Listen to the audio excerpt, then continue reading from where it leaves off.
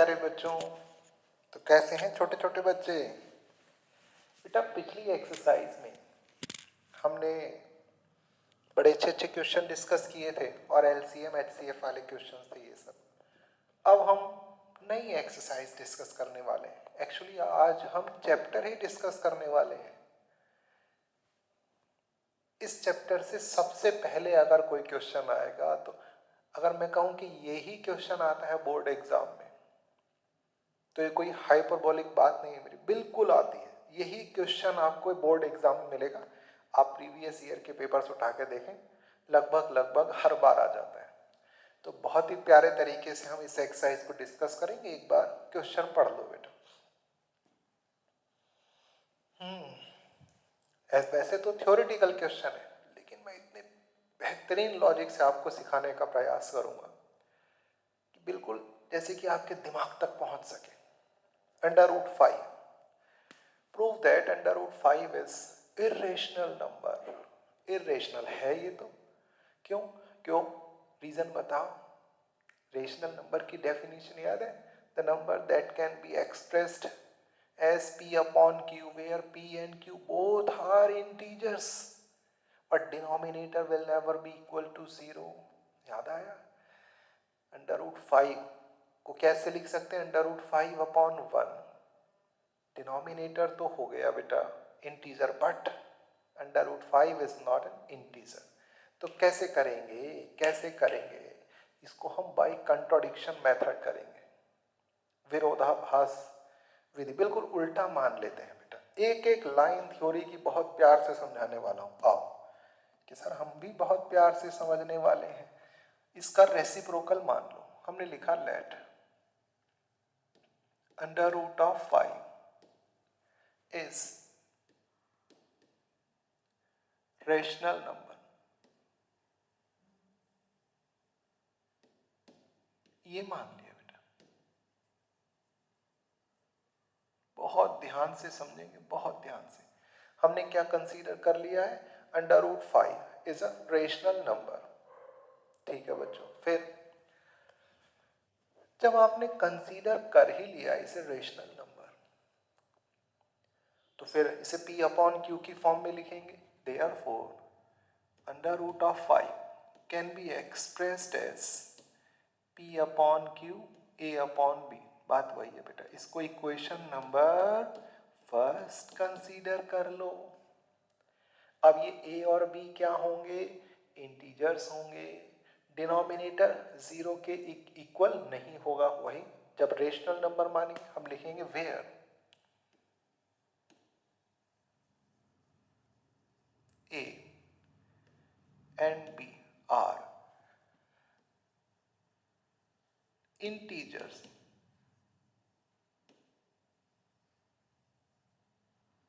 and denominator b is not equal to 0। ठीक है बेटा, ये मैंने फ्रैक्शन फॉर्म में लिखी है। अगर मान लो a और b का कोई कॉमन फैक्टर है, जैसे मान लो a और b को आपने लिखा बेटा 12 अपॉन 18, तो इसको सिंप्लीफाई कर लो। कौन है इसका कॉमन फैक्टर? 6। 6 2 ज़ा 12, 6 3 ज़ा 18। यानी ये इस फॉर्म में हमने लिख लिया है कि इनका कोई कॉमन फैक्टर नहीं है अदर देन 1। ये और मानो, लेट अस से that there is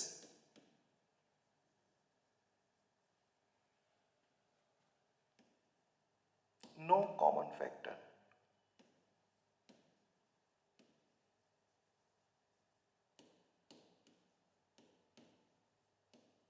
बड़े ध्यान से ना, थ्योरी भी लिखनी जरूरी। No common factor of A and B accept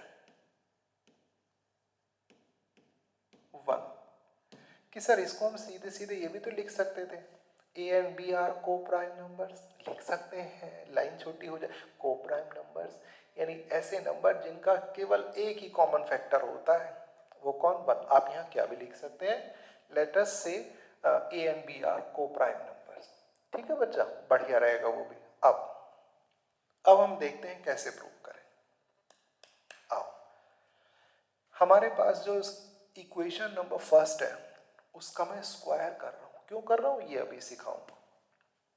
तो squaring on both sides we get under root of 5 whole square is equal to a का स्क्वायर करोगे बेटा ए स्क्वायर और बी का स्क्वायर करेंगे तो b square. It implies that जब भी ये वाला सिंबल लगाए ना तो LHS RHS दोनों लिखने होते हैं।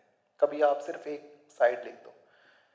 स्क्वायर करोगे अंडर रूट 5 का यानी अंडर रूट 5 की अंडर रूट 5 में मल्टीप्लाई 5 अंडर रूट 25 यानी 5 आ जाएगा बेटा 5। ऐसा कर दूँ मैं बी स्क्वायर थोड़ा छोटा हो जाएगा क्रॉस मल्टीप्लाई कर लूँ बी स्क्वायर इधर आ जाएगा और बेटा ये होगा a square divided by 5। Suppose this is equation number 2 कि सर ये लाइन समझ में ना आए हमारे बड़े ही मेरे बच्चे बड़े ही सीधे साधे बेटा अंडर रूट 5 का स्क्वायर 5 उसको मैं अपॉन में ले गया बी स्क्वायर को इधर क्रॉस मल्टीप्लाई करके कि सर ऐसा किया क्यों। पहले रीजन बताओ रीजन समझ लो। अब जो मैं यहाँ लाइन लिखने वाला हूँ बस यही तय करेगी कि आप इस क्वेश्चन को रट के कर रहे हो या समझ के। रटना बड़ा सरल है फटाफट 2 बार 3 बार रट लिया और बस। अरे हिस्ट्री ज्योग्राफी थोड़ी ना पढ़ रहे हो पॉलिटिकल साइंस थोड़ी ना पढ़ रहे हो कि रट लो। समझना है आओ। जैसे बेटा b क्या है यहाँ पर एक इंटीजर है स्क्वायर करेंगे तो b स्क्वायर भी इंटीजर होगा। जैसे मान लो b कितना आया 3 स्क्वायर करोगे तो 9 b मान लिया 4 स्क्वायर करोगे 16 इंटीजर हुआ नहीं हुआ। यानी लेफ्ट हैंड साइड हमारा बच्चे इंटीजर है। ये तभी हो सकता है when a square is completely divisible by 5। अरे बच्चे आओ आओ a स्क्वायर अगर 5 से completely divisible नहीं है तो वैल्यू डेसिमल में आएगी या नहीं बोलो हाँ कि ना। लेकिन पूरा पूरा आ रहा है इंटीजर आ रहा है तो इससे हमें ये कंक्लूजन मिला है that a square is completely divisible by 5। तो कैसे लिखोगे इसको थ्योरी में देखो इसको मैं फिर समझाऊंगा अभी थ्योरी में कैसे लिखोगे। आप लिखेंगे since b square is integer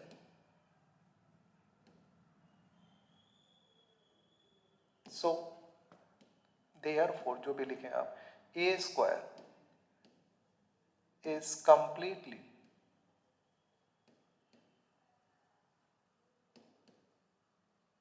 divisible by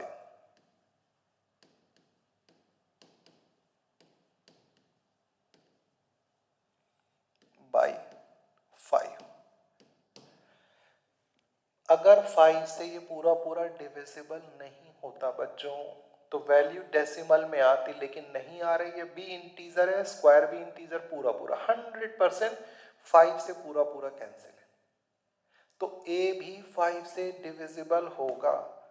therefore a is also divisible completely लिखेंगे divisible by 5। सर ये लाइन ना आई हमारी समझ में मत आओ अब मैं तुम्हें लिख के समझाऊंगा बहुत अच्छे से। देखो कैसे नहीं आएगी लाइन। मैं कह रहा हूं बेटा a स्क्वायर 5 से डिविजिबल है तो a भी 5 से डिविजिबल होगा कंप्लीटली डिविजिबल। चलो ऐसे नंबर बताओ जो जैसे मैं आपसे कहूं बेटा 5 स्क्वायर जैसे मैं कहूं आपसे 10 square 15 square 20 square 25 square 30 square बेटा ये सब के सब नंबर 5 से डिविजिबल हैं। क्या मेरी बात समझे नहीं समझे। 5 स्क्वायर हुआ 25 10 स्क्वायर हुआ 100 15 square 225 20 square 400 625 900 and so on. ये सारे के सारे नंबर 5 से डिविजिबल हैं। जब 5 का स्क्वायर 10 स्क्वायर जब डिविजिबल है 5 से तो आप देख रहे हो बेटा ये 5 10 15 20 25 30 ये सारे के सारे नंबर भी 5 से डिविजिबल हैं। यही कंसेप्ट मैंने यूज कर दिया। ये 5 से 1 टाइम, 10 कितनी टाइम्स, 2 टाइम्स, 3 टाइम्स, 4 टाइम्स, 30 कितने टाइम्स, 6 टाइम्स डिविजिबल है। तो क्या मैं आपको ये बात समझा पाया कि ए स्क्वायर अगर 5 से कंप्लीटली डिविजिबल है तो ए भी 5 से कंप्लीटली डिविजिबल होगा प्यारे बच्चों। शायद मैं समझा पाया। ठीक है, तो अब क्या लिखेंगे, यानी a is also divisible by 5, इसका मतलब 5 is a factor of a। Factor, अरे 5 से पूरा पूरा डिवाइड जब कर पा रहे हैं तो 5 जो है a का फैक्टर हुआ नहीं हुआ बच्चे, हम लिख देंगे। चलो आगे चलते हैं, इसको नहीं लिखते, ये लिख दिया, ये भी लिख सकते हैं। चलो सो क्या लिखोगे बेटा, 5 is a factor of 5 is a factor of a. Good. हम ये अज्यूम करते हैं, लेट अस से a को बेटा अगर मैंने 5 से डिवाइड किया तो वो how many times, c times गया। सर ये ना समझ में आया, बेटा समझना तो पड़ेगा। मैंने a को अभी लिखा ना आपने, a is divisible by 5, a को आपने 5 से डिवाइड किया, कितने टाइम्स गया वो, c टाइम्स। जैसे ये एग्जांपल लिए थे, मान लो a है प्यारे बच्चों 30, 5 से डिवाइड किया, कितनी बार जाएगा, 5 6 6, तो इसका मतलब 6 क्या है यहाँ पर, आप लिखेंगे where c is a natural number. ये हो गया कि भाई कितनी बार, 1 टाइम, 2 टाइम, 3 टाइम्स, कितनी बार भी जा सकता है। देयरफॉर प्यारे बच्चों a इज इक्वल टू हो गया हमारे पास 5c, a की वैल्यू हो गई बच्चा 5c, क्रॉस मल्टीप्लाई कर दिया। अब ये 5c उठाकर हम इक्वेशन सेकंड में लगा रहे हैं, आंसर कैसे देखो, from equation second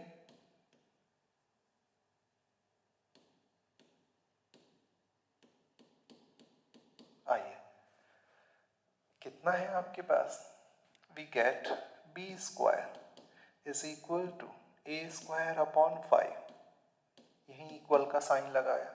what is the value of a, that is 5c whole square divided by 5। बेटा स्क्वायर करो, 5 5 जा 25, c स्क्वायर डिवाइडेड बाय 5, 5 से डिवाइड करो 25 को, यानी आपको मिला बच्चा b square is equal to 5c square.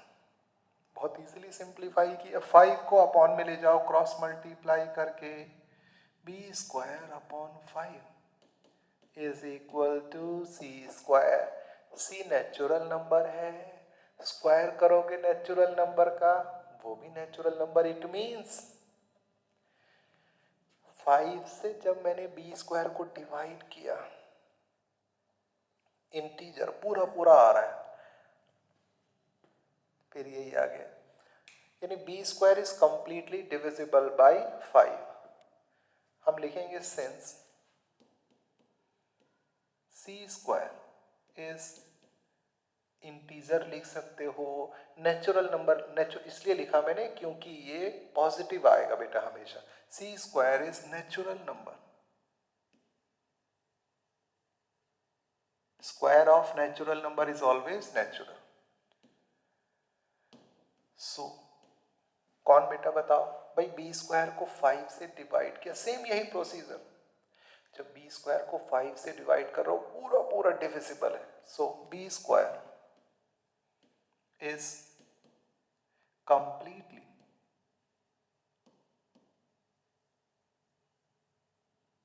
Divisible by 5। शाबाश, ये हो गया। जब b स्क्वायर 5 से डिविजिबल है, जैसे मैंने अभी बताया था स्क्वायर करके, जब b स्क्वायर 5 से कंप्लीटली डिविजिबल है तो b भी, therefore b is also completely divisible by 5, यानी b भी पूरा पूरा कैंसिल होगा 5 से. It means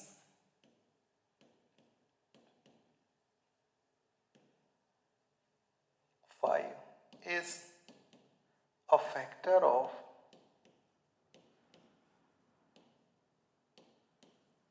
b. क्या मेरी बात समझ पाए आप?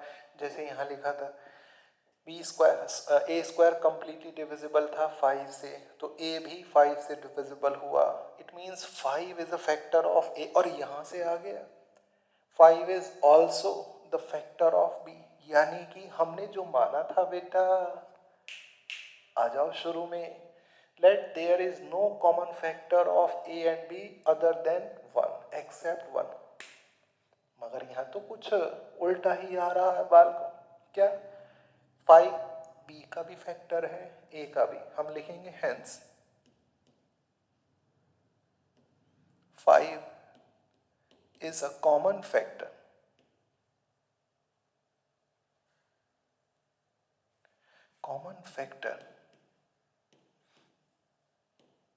of a and b. बोलो कॉमन फैक्टर आया है नहीं आया? और जो हमने माना था उसके बिल्कुल अगेंस्ट है. नीचे लिखोगे दिस इज, आप लिखोगे बेटा this is against our assumption.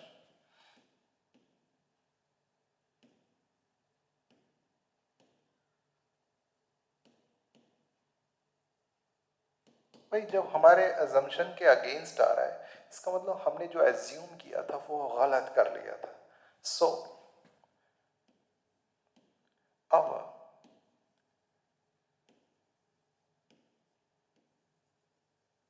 assumption is wrong.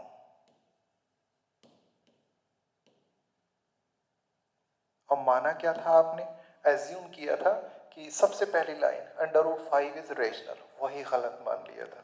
आप लिखोगे therefore √5 is not rational number या इज इर्रेशनल नंबर. ये आ गया बेटा.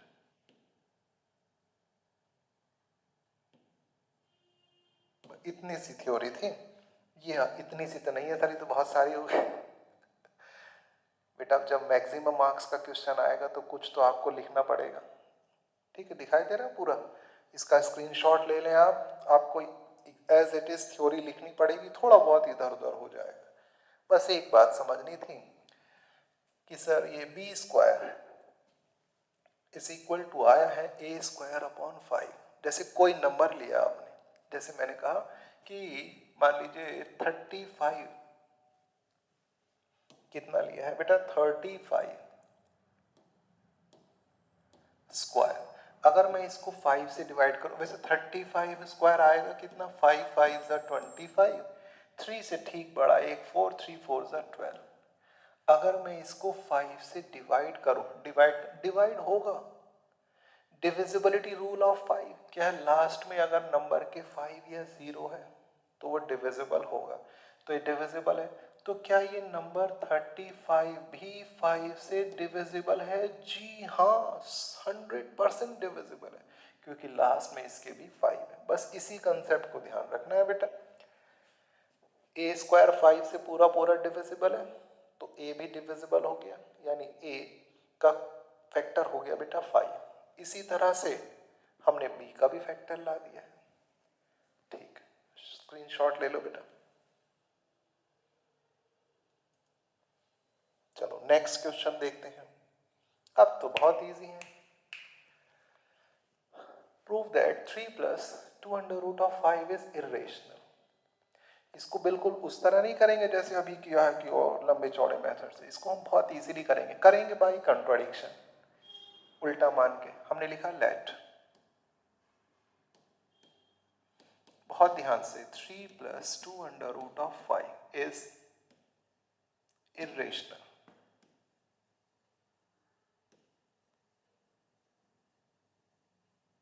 ये हमने कंसीडर कर लिया। इसको इरेशनल कंसीडर कर, सॉरी कंट्राडिक्शन है, तो क्या मानना पड़ेगा, इसको मानना पड़ेगा हमें रेशनल, तभी तो हमारी एजम्पशन गलत होगी बेटा। तो ये हुआ बेटा 3 प्लस 2√5। जब रेशनल माना है तो इसको किस फॉर्म में लिख सकते हैं, a/b, where a and b both are integers and denominator is not equal to 0। हम लिखेंगे यहाँ बेटा where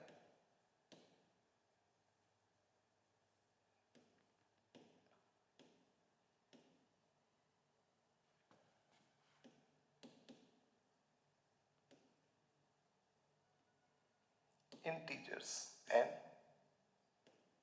denominator b is not equal to 0। अब हम इसको क्या करें बेटा, यहाँ सिर्फ √5 को हम छोड़ेंगे, 2√5 इज इक्वल टू a/b, ये कितना आएगा -3। प्यारे बच्चों सिर्फ √5 को छोड़िए, 2 ले जाओ अपॉन में, it means √5 is equal to 2, यहाँ बेटा डिवाइड में चला जाएगा और ये रहा a/b -3। हम यहाँ देख रहे हैं बच्चों, रेशनल नंबर में से अगर 3 सब्ट्रैक्ट करो, कोई भी रेशनल नंबर मान लो 5/7 में से 3 सब्ट्रैक्ट करेंगे तो रिजल्ट आएगा बेटा रेशनल। 2 से डिवाइड करेंगे तो बच्चे रिजल्ट, किसी भी रेशनल नंबर को इंटीजर से डिवाइड करेंगे तो वो भी rational, it means right hand side is rational, but बच्चों left hand side is not rational, it is irrational. अभी तो प्रूव किया, हम लिखेंगे हियर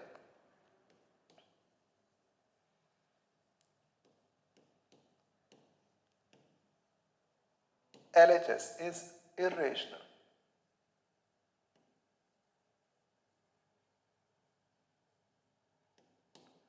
while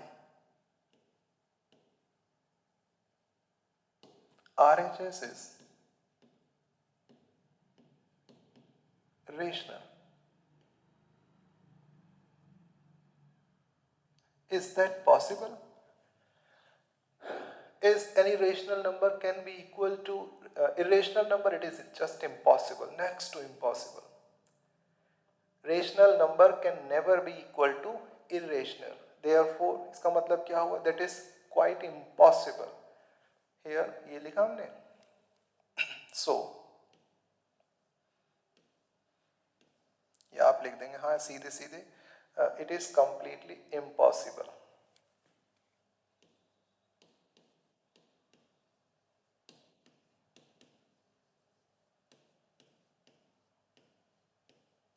जब ये इम्पॉसिबल हुआ, यानी अगेन फिर लिखेंगे, अगेन ना लिखें हम, सो लिखेंगे, देयरफॉर आवर assumption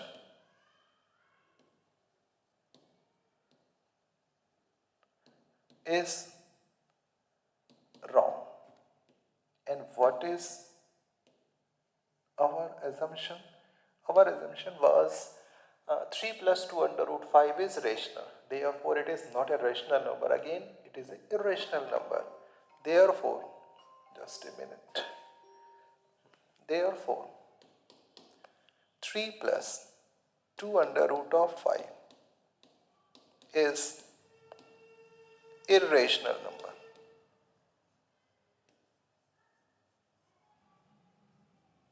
ये लिखा बेटा, ये आया। इस तरह से आपको थ्योरी लिखनी है एग्जाम में, कोई ज्यादा थ्योरी भी नहीं है। 3 plus 2√5 को रेशनल मान लिया, a and b are integers, b is not equal to 0। 3 को शिफ्ट किया, 2 को अपॉन में ले गए, ये रेशनल है, इरेशनल है, इक्वल नहीं हो सकते, assumption is not correct, therefore it is irrational. Next number, prove that following are irrational. Same बेटा, बिल्कुल ऐसे ही करना है। First part is 1/√2। तो जो अभी हमने बाय कंट्राडिक्शन किया था वैसे ही, late 1/√2 is rational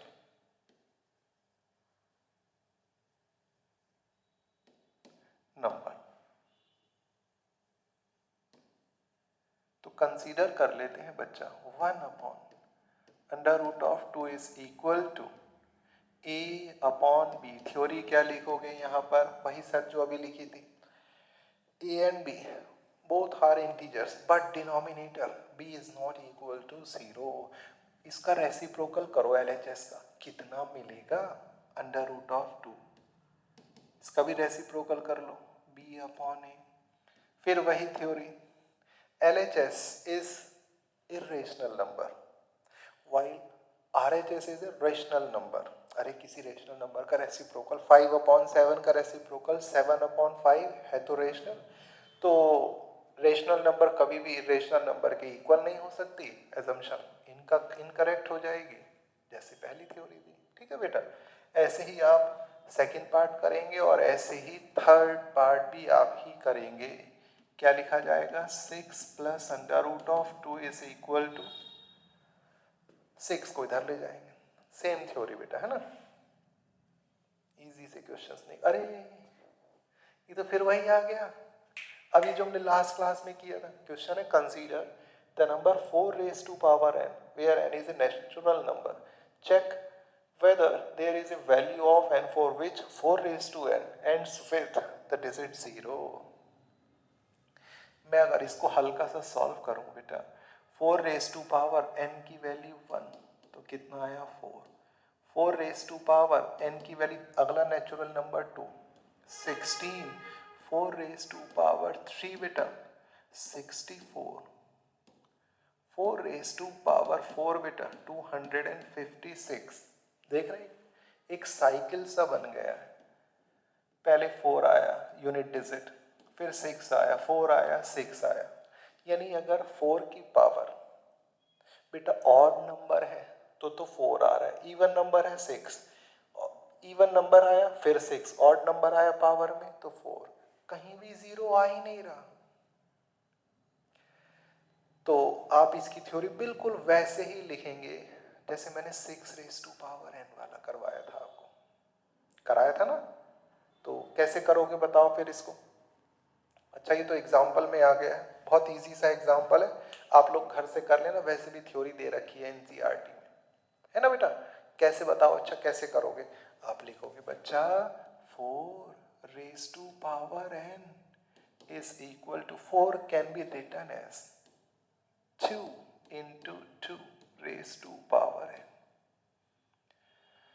4 raised to power n, ये हो जाएगा बेटा 2 square raised to power n।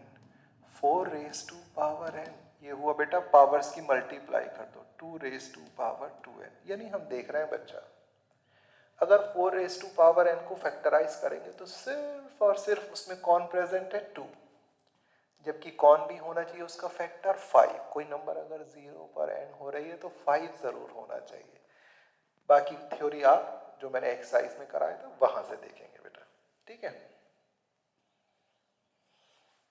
लो जी, आज ये चैप्टर कंप्लीट, और अगली जो एक्सरसाइज, अगली जो वीडियो होगी उसमें आप लोग खुश हो जाएंगे कि वाह सर क्या क्या क्वेश्चंस लाए आप, कि बोर्ड एग्जाम में प्रीवियस ईयर में ऐसे ऐसे क्वेश्चंस भी आए हैं।